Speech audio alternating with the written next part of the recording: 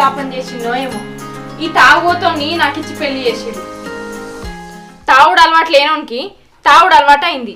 ఏ తాగుబోతోడో నా మొగనికి తాగుడు అలవాటు చేసిండు.